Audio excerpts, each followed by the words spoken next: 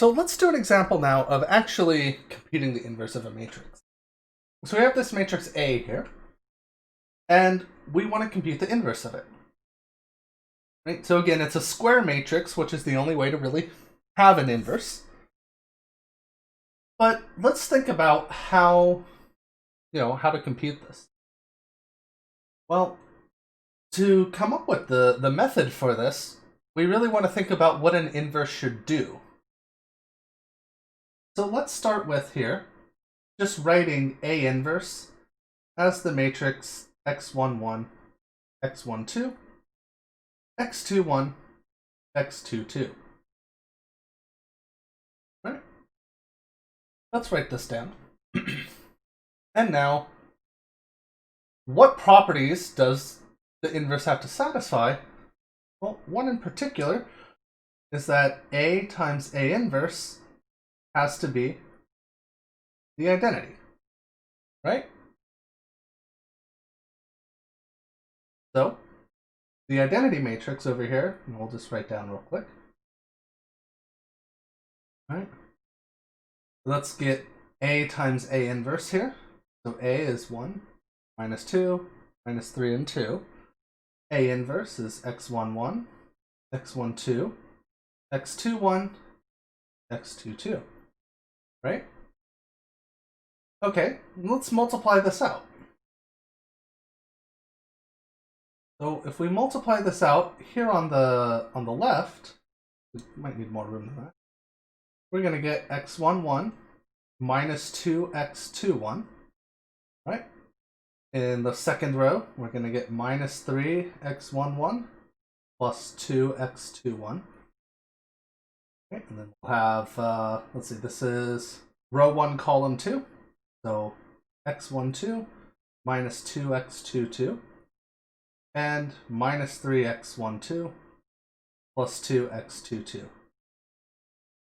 And again, this has to equal the identity. Alright, so how's that look? We now multiplied out the left side. Alright, so what we have now is a system of equations, right? If you think about it, because if the two matrices are going to be equal, then all of their components have to be equal to each other. Right, so it means this top left has to equal the top left here. So this has to equal 1. The bottom left has to equal the bottom left. Top right equals the top right. Bottom right equals the bottom right. Right? Well, if we look at this, these two equations only have x11 and x21. These two equations only have x12 and x22. We can kind of solve these two as separate systems of equations. I mean, we can solve it as one big 4x4 system as well, but probably easier to do two 2x2s. All right. Well, to solve these, we could resort to Gauss-Jordan elimination.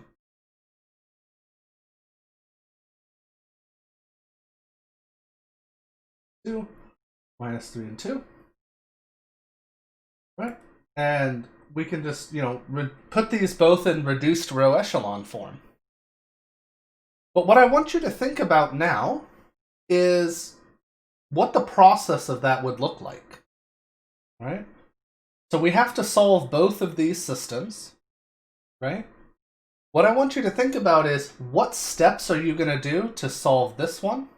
And what steps are you going to do? What, row operations are you going to do on the second system here? All right, so think about that for a bit.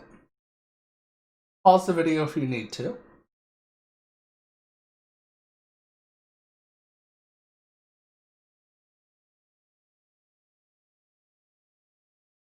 Okay, so hopefully what you're noticing here is it's the same steps.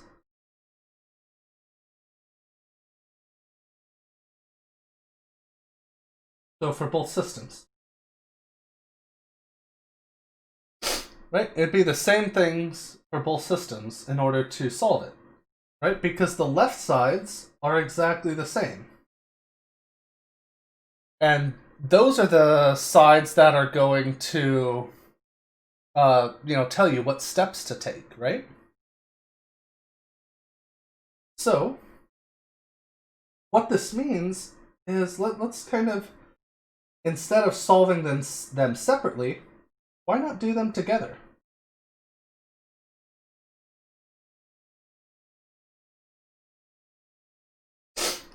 Right? Why not do these together? And the reason we're putting these columns in this order is if we look up here, right? This is the first column, this is the second column, so we're going to keep that same order here. So basically, this matrix here is the same matrix that's over here. So we could use this procedure more generally if instead of the identity, we were trying to multiply two matrices. Like if we were just solving a generic A times X equals B kind of thing. Right, we could just have that other matrix over here and put that on the left side. But here we're doing the inverse specifically, so we put the identity. And now we just do row operations as we normally would. But the catch here is we definitely want to put this in reduced row echelon form. Okay? So let's get on that. Well, we already got our 1 in the top left, so the next step is this 0, which is row 2 plus 3 row 1 goes to row 2, or yeah, row 2. Okay. So 1 minus 2, 1 and 0. And this will be 0, minus 4, 3 and 1. Okay. Great. Now what we need to do is, let's see, we got our 1, we got our 0. This negative 4 needs to become a 1. So here, we multiply by negative 4.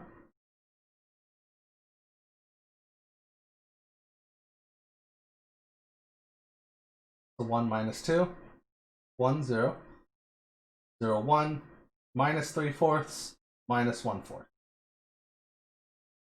Okay. Last thing is we need to get rid of that negative 2 up there. So let's go ahead and do that. Right, so to do that, we'll take row 1 and we'll add 2 copies of row 2. That goes to row 1. Right. So this will give us our 1001 on the left. On the right, these don't change. Let's see, when we add it up here, this will be 1 minus 2 minus 3/2, so minus 1/2. And this will be minus 1/2 again. Right? So, is this actually the inverse of the matrices here? Let's find out. So, is A inverse equal to this? Because this is where our solutions would normally show up when we do Gauss-Jordan elimination, right? So is this the case?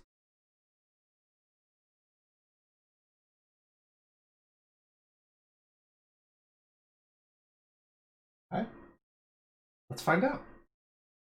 So we need to check both products here, A times A inverse and A inverse times A. Right? So A, let's see, what is A? A is 1 minus 2 minus 3, 2.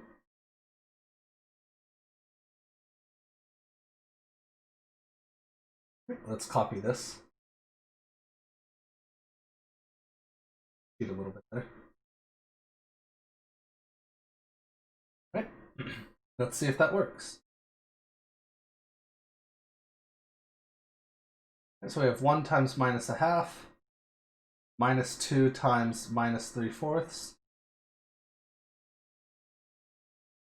Right. Second column, 1 times minus 1/2, minus 2 times minus 1/4. Okay. Here, minus 3 times minus 1/2. Then 2 times minus 3/4. And finally, minus 3 times minus a half. 2 times negative 1/4. And if we simplify that, we get this. Okay.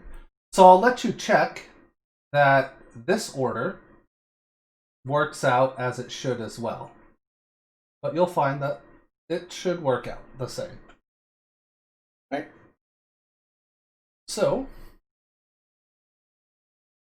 what's the goal here? Right? So the procedure for finding